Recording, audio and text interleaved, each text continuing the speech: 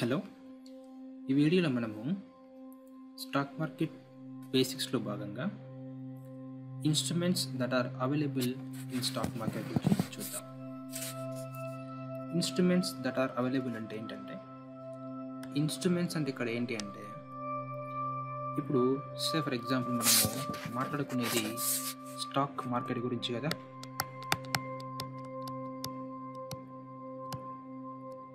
Stock market గురించి మనం మాట్లాడుకుందాం. ఇక్కడ మార్కెట్ అనే వర్డ్ చూడండి. మార్కెట్ అంటే ఏంటంటే, మార్కెట్లో మనకి ఇప్పుడు ఏం చూడబోతున్నాం అంటే, మార్కెట్లో ఏ ఏ వస్తువులు అమ్మకానికి లేదా కొనుగోలుకు దొరుకుతాయి ఏమని చూడబోతున్నాం. సింపుల్. ఇన్స్ట్రుమెంట్స్ అంటే ఏంటంటే, మార్కెట్లో మనకు అమ్మడానికి కానీ లేదా కొనడానికి కానీ అవైలబుల్గా ఉన్న ఇన్స్ట్రుమెంట్స్ ఏంటో చూస్తాం. చాలా అవైలబుల్ ఉంటాయి మనకి, బట్ దాంట్లో మనకి ముఖ్యమైనవి ఫస్ట్ బిగినర్స్గా తెలుసుకోవాల్సినవి చూద్దాం. ఓకేనా? ఫస్ట్ మనకి ఐపీఓ అంటే ఏంటి అంటే, ఇనీషియల్ పబ్లిక్ ఆఫరింగ్ అంటే ఏంటంటే, సింపుల్గా ఇనీషియల్ పబ్లిక్ ఆఫరింగ్ అనేది ఒక పెద్ద కాన్సెప్ట్ అండి. బట్ ఇప్పటికీ మీకు బేసిక్స్ కోసం మాత్రం చిన్నగా అర్థం చేసుకునే ప్రయత్నం చేయండి. ఐపీఓ అంటే ఏంటంటే, ఇప్పుడు మనకు రాము అనే వ్యక్తి ఒక బిజినెస్ పెట్టాడు.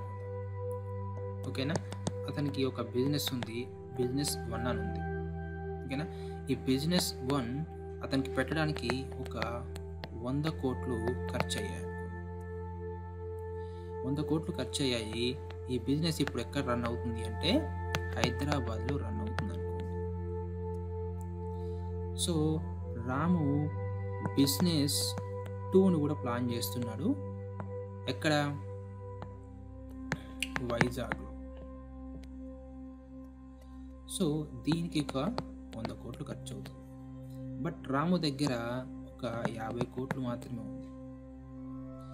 ఇతనికి ఇంకొక 50 కోట్లు కావాలి. ఎక్కడి నుంచి తీసుకొస్తాడంటే, ఇతనికి ఉన్న ఆప్షన్స్, జనరల్ ఆప్షన్స్ ఏముంటాయంటే, మనము బ్యాంక్స్ దగ్గర నుంచి కానీ లేదా ఫినాన్షియల్ ఇన్స్టిట్యూషన్స్ దగ్గర నుంచి కానీ లోన్స్ ఏం తీసుకోవచ్చు, లేదా వేరే వాళ్ళని పార్ట్నర్గా చేసుకోవచ్చు. థర్డ్ ఆప్షనే ఇక్కడ ఐపీఓ అన్నమాట. సో ఈ రెండు, ఇది వేరే కాన్సెప్ట్, మన ట్రేడింగ్ సంబంధం లేని విషయము. ఐపీఓ ఒకటి మనకి ట్రేడింగ్ సంబంధించిన విషయం. ఐపీఓలో క్లుప్తంగా ఏం జరుగుతుందంటే, సింపుల్గా ఏం లేదు. వీళ్ళు ఏం చేస్తారంటే, వీళ్ళు చేసే బిజినెస్ యొక్క డీటెయిల్స్ అనేది స్టాక్ మార్కెట్లో లేదా సిబి దగ్గర రిజిస్టర్ చేసుకుంటారు. మేము పలానా బిజినెస్ చేయబోతున్నాము, ఆ బిజినెస్ అనేది ఇట్లా ఉంటుంది, దానికి ఇంత ఇన్వెస్ట్మెంట్ కావాలి, ఆ బిజినెస్ యొక్క గ్రోత్ అనేది ఇంత ఉంటుంది, ఇంత మాకు ప్రాఫిట్స్ వచ్చే అవకాశం ఉంది అని చెప్పి, ఒక మనము ఏదైనా ఒక ప్రొడక్ట్ కొన్నప్పుడు దాని లోపల డీటెయిల్స్ ఉన్న బుక్లెట్ లాంటిది వస్తుంది. ఇన్స్ట్రుమెంట్స్ అంటే ఇన్స్టలేషన్ గైడ్ అని అట్లాంటి బుక్ ఒకటి వస్తుంది. అట్లనే వీళ్ళు కూడా ఒక ప్రాస్పెక్టస్ అనే ఒక బుక్ తయారు చేస్తారు అన్నమాట. ఆ బుక్లో మనకి వీళ్ళ కంపెనీ, వీళ్ళు స్థాపించబోయే కంపెనీ యొక్క ఆర్గనైజేషన్ యొక్క డీటెయిల్స్ అన్నీ ఉంటాయి. దాన్ని చూసి జనాలు అనే వాళ్ళు ఈ కంపెనీలో ఇన్వెస్ట్ చేస్తారన్నమాట. దాన్ని మనము ఐపీఓ అంటాం. ఐపీఓ గురించి పూర్తిగా ఒక సపరేట్ సిరీస్ ఉంటుందండి. ఆ సిరీస్లో ఐపీఓ అంటే ఏంటి, అసలు బేసిక్ టర్మినాలజీ దగ్గర నుంచి ఐపీఓలో ఏమేమి ఉంటాయి, ఎవరెవరు ఐపీఓకి వస్తారు, అన్నీ చూస్తాం మనం. సో ఇనీషియల్గా అయితే మీరు జస్ట్ ఐపీఓ అంటే ఏందో లైట్గా తెలుసుకునే ప్రయత్నం చేద్దాం. ఓకేనండి? నెక్స్ట్ వచ్చేసి మనకి ఈక్విటీ. ఒకసారి ఐపీఓ అయిపోయిన తర్వాత అదే ఐపీఓ మనకి ఈక్విటీ కింద కన్వర్ట్ అవుతుంది అనమాట. ఈక్విటీ అంటే ఏంటంటే, మార్కెట్లో ట్రేడ్ అవుతున్న, అంటే మార్కెట్లో రెడీగా ఉన్న వస్తువు అన్నమాట. మార్కెట్లో రెడీగా ఉన్న వస్తువు. సో ఇది ట్రేడబుల్ ఐటమ్ లాంటిది అనమాట. అంటే ఈక్విటీ అంటే ఏంటి, ఒక కంపెనీ యొక్క షేర్, ఈక్విటీ షేర్. ఇప్పుడు ఇందాక మనం అనుకున్న రాము కంపెనీ ఉంది కదా, రాము అనే కంపెనీకి మనకి ఎన్ని కోట్లు కావాలి? 50 కోట్లు కావాలి. 50 కోట్లని ఇతనికి నచ్చినన్ని పార్ట్స్కి విడగొడతారు. 50 కోట్లని 50 పార్ట్లకు విడగొట్టచ్చు, 100గా విడగొట్టచ్చు, 200గా విడగొట్టచ్చు, 1000 కూడా విడగొట్టచ్చు. సో ఒక్కొక్క షేర్ ఉంటుంది కదా, ఆ ఒక్కొక్క షేర్ని మనం ఈక్విటీ అంటాం అన్నమాట. ఓకేనా. నెక్స్ట్ వచ్చేసి మనకి డెరివేటివ్స్లో మనకి ఫ్యూచర్స్ అండ్ ఆప్షన్స్ ఉంటాయి అన్నమాట. సో డెరివేటివ్స్ అంటే ఏంటి అంటే విచ్ డెరైవ్స్ దేర్ వాల్యూ. ఇది ఒక రియల్ అసెట్ కానీ రియల్ వస్తువు కానీ కాదు. ఇది వచ్చేసి మనకి ఈక్విటీ వచ్చేసి మనకి ఒక రియల్ అసెట్ కింద మనం కన్సిడర్ చేయొచ్చు. బట్ డెరివేటివ్స్కి వచ్చేసరికి ఏంటంటే మనకి ఒక లిమిటెడ్ పీరియడ్ ఆఫ్ టైం ఉంటుంది. సో ఆ లిమిటెడ్ పీరియడ్ తర్వాత వీటి వాల్యూ అనేది ఎక్స్పైరీ అయిపోతుంది అనమాట. సో మీకు F&Os అనేది మీకు పూర్తిగా వీటి గురించి సిరీస్ ఉంటుంది, దాంట్లో మీకు తెలుస్తుంది. ఓకేనా. సో ఇప్పటివరకు అయితే మనకి అర్థమైంది ఏంటంటే డెరివేటివ్స్ అంటే వీటికి ఒక లిమిటెడ్ పీరియడ్ వరకు టైం ఉంటుంది, అది మ్యాక్సిమం 1 మంత్. 1 మంత్ తర్వాత ఇవి ఎక్స్పైరీ అయిపోతాయి అన్నమాట. ఓకేనా. తర్వాత కరెన్సీలో కూడా మనకి డెరివేటివ్స్ ఉంటాయి. ఓకేనా. కరెన్సీ అంటే మనకి USD/IN అంటే మనము డాలర్ పెరిగింది తగ్గింది అంటూ ఉంటారు కదా, సో అట్లాంటి మనకి ట్రేడింగ్ చేసుకునే అవకాశం కూడా ఉంటుంది అన్నమాట. దాని తర్వాత మ్యూచువల్ ఫండ్స్ కూడా ఒక ఇంట్రెస్టింగ్ అండ్ బిగ్ టాపిక్ అండి. మ్యూచువల్ ఫండ్స్ గురించి కూడా మనము ఫర్దర్గా వీడియోస్ చేయడం జరుగుతుంది. బట్ ఇనిషియల్గా మ్యూచువల్ ఫండ్ అంటే క్లుప్తంగా చూద్దాము. ఏంటంటే మ్యూచువల్ ఫండ్ అంటే ఏం లేదండి, ఇప్పుడు మనకి మన దగ్గర ఒక 10 మంది ఉన్నారు అనుకోండి, ఒక 10 మంది ఉన్నారు. ఓకే. ఈ 10 మంది దగ్గర మ్యూచువల్ ఫండ్ వాళ్ళు ఒక్కొక్కరి దగ్గర 10 రూపాయలు కలెక్ట్ చేస్తారు. కలెక్ట్ చేసి 100 రూపాయలు అవుద్ది కదండి, ఒక్కొక్కరి దగ్గర 10 రూపాయలు కలెక్ట్ చేస్తారు, అది 100 రూపాయలు అవుతుంది. ఈ 100 రూపాయలతో వీళ్ళు ట్రేడింగ్ కానీ లేదా వేరే ఇన్వెస్ట్మెంట్ కానీ చేస్తారనమాట. Simple logic. వీళ్ళు ఏం చేస్తారంటే జనాల దగ్గర నుంచి డబ్బులు కలెక్ట్ చేస్తారు.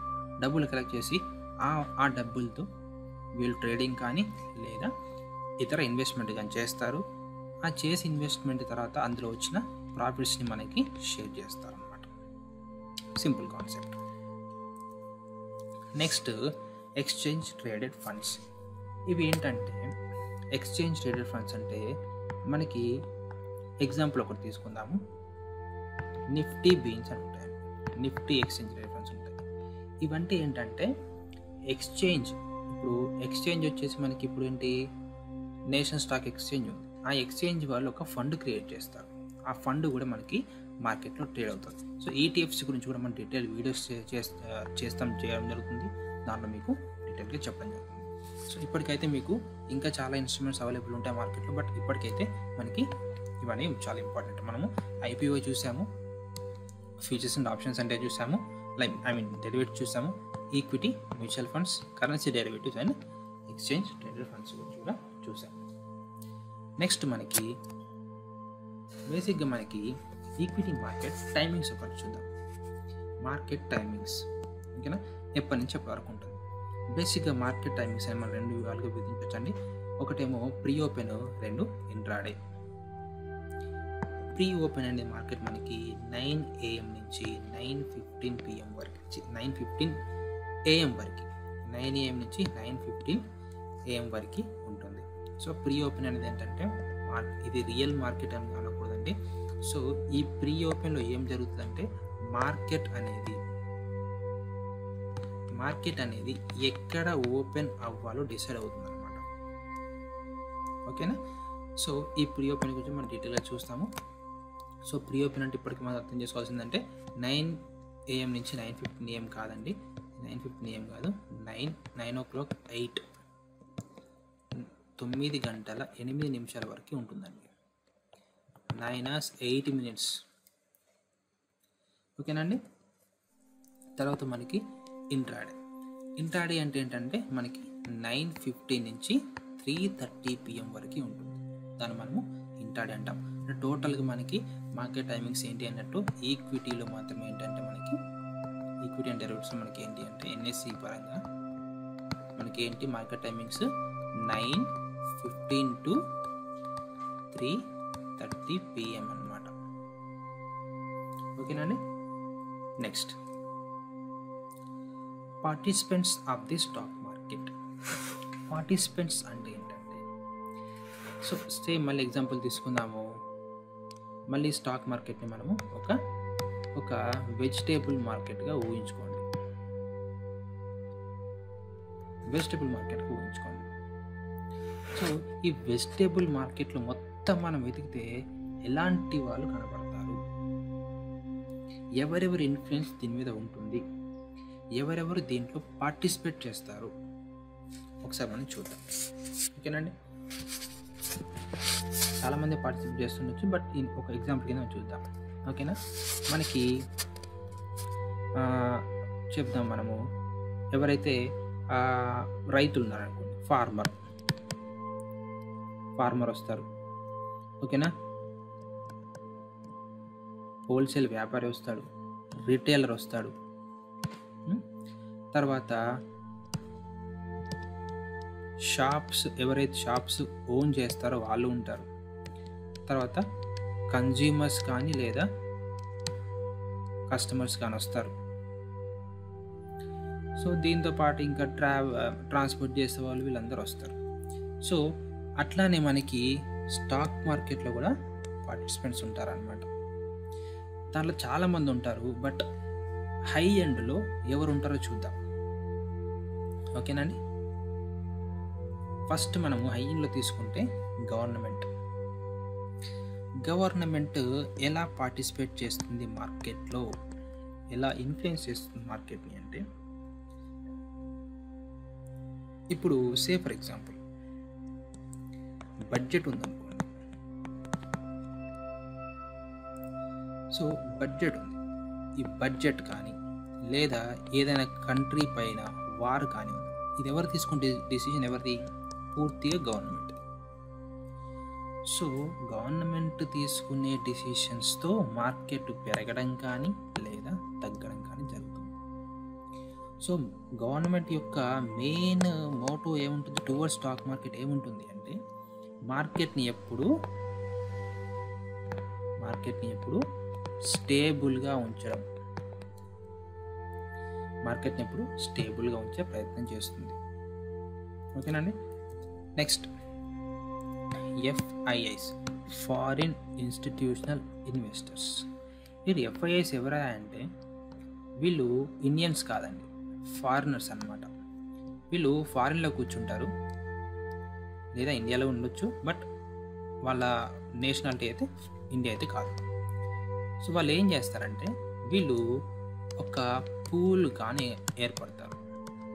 పూల్ కానీ లేకపోతే అనుకోవచ్చు ఒక గ్రూప్ ఆఫ్ ఇన్స్టిట్యూషన్స్ అవ్వచ్చు, అంటే పూల్ ఆఫ్ ఇండివిజువల్స్ కానీ, అంటే మనలాంటి వాళ్ళు ఒక 10 మంది కూర్చొని కానీ, లేదా ఒక ఇన్స్టిట్యూషన్స్ కంపెనీస్ కలిసి కానీ ఒక గ్రూప్గా ఏర్పడతారు అనమాట.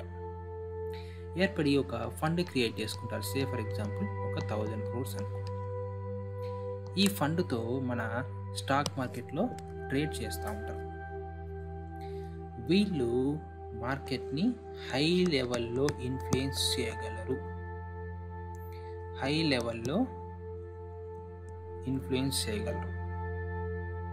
ఓకేనండి. నెక్స్ట్ వచ్చేసి మనకి డొమెస్టిక్ ఇన్స్టిట్యూషనల్ ఇన్వెస్టర్స్ అనమాట. వీళ్ళని మనము DIIs అంటాము.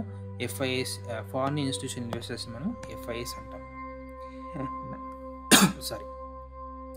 90% కేసెస్లో ఫైట్ అనేది DI వర్సెస్ FIIsగా నడుస్తుంది అనమాట. అంటే FIIలు ఒక స్టాక్ని బై చేస్తే DIIలు సెల్ చేస్తూ ఉంటారు. DIIs అంటే ఎవరంటే మన ఇండియన్స్ అనమాట. ఇండివిజువల్స్ కానీ, గ్రూప్ ఆఫ్ పీపుల్ కానీ, ఒక ఇన్స్టిట్యూషన్స్ కానీ ఒక పూల్గా ఏర్పడి ఒక ఫండింగ్ క్రియేట్ చేసుకుని వాళ్ళు కూడా మార్కెట్లో ట్రేడ్ అండ్ ఇన్వెస్ట్మెంట్ చేస్తూ ఉంటారు. ఓకేనా. హెచ్ఎన్ఐస్ అంటే వీళ్ళు హై నెట్వర్త్ ఇండివిజువల్స్. ఇక్కడ ఏమనుకున్నాము, గ్రూప్ ఆఫ్ పీపుల్ ఈ 2 కేసెస్లో, బట్ ఇక్కడ మాత్రం ఇండివిజువల్స్. ఎగ్జాంపుల్ తీసుకుందాము. ఇప్పుడు రాకేష్ జుంజుంవాలా అంటారు.